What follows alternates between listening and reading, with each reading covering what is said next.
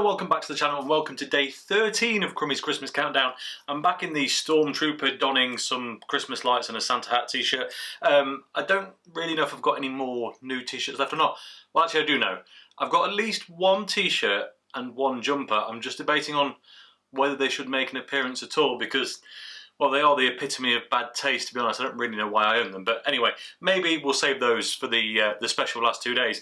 But yes, let's get on to it. Day 13. What is behind door number 13?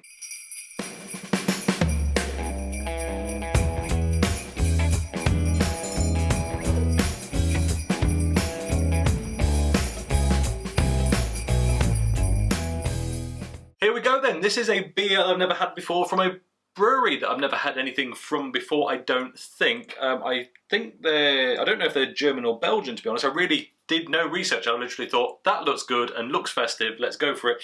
I say looks festive, it's called a Winterbock, so I assume it's intended for this type of year. I'm assuming it's German, it's from Ayinger, and a sneaky look on the back of the bottle there just tell me this is definitely German. I mean, we kind of knew, right, we kind of knew.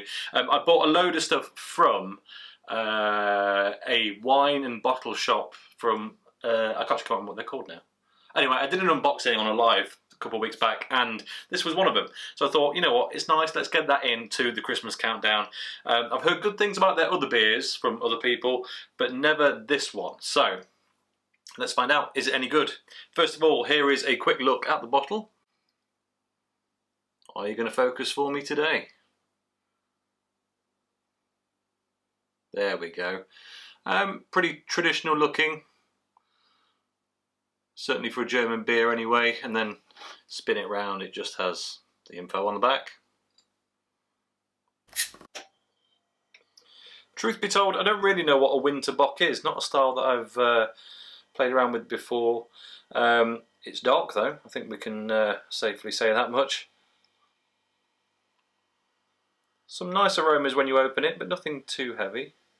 This glass makes beer taste great, but that last bit, when it's a carbonated beer, always goes a bit OTT. In the glass then, very dark, red hue to it. It's not kind of stout black, but it's really not far off. Nice tan head that's probably a bit bigger than it should be in this instance. But yeah, looks decent, looks clear.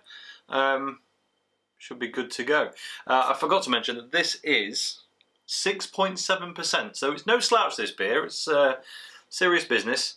Aroma wise, oh, that's very mineral forward is what I'd say. It's mineral, I don't normally say the word like that, mineral. Got a bit of a minerally metallic note on the nose. A little bit grassy, strawy, wheaty. Smells like fields, really what I'm trying to say. Some of the malts coming through, caramel. I'll be honest, it's really difficult to get away from kind of the metallic mineral note on the nose of it. There's really not a lot else coming through. Bit yeasty. It is a trait of a lot of German and European beers, that aroma, but it's particularly dominating in this, if you like. There's really not much else coming through on the aroma for me at this point. So, right, let's get into it. Cheers. Merry Christmas. Ooh. That gives you a kick. Wow. Yeah, this is very different to any beer we've had so far during this countdown, I think it's safe to say. It's deep, it's dark, and it's totally refreshing. It's rich, dark malt, treacly. That mineral note comes through on the taste, I don't know what it is, slightly metallic. And there's a hint of, I don't know, berry, grassy, sweet meadow kind of, and a bit of spice, bit of peppery, bit of, yeah, interesting, very interesting.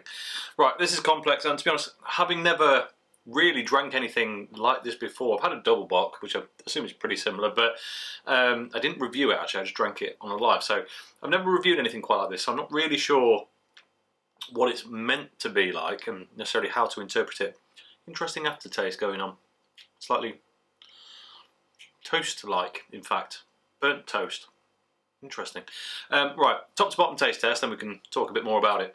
Initially then, lightly carbonated, fractionally sweet, but not a lot more than that on the front of the tongue. Second phase, there's a dual bitterness. It's not properly bitter, it's still a bit sweet, but there's just a linger of something to tantalise. That goes into a really refreshing kind of crash on the swallow, a bit like a lager or a pilsner.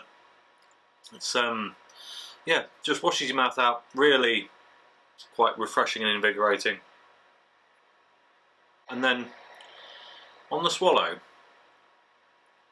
the problem is the aftertaste changes everything so much in your mouth.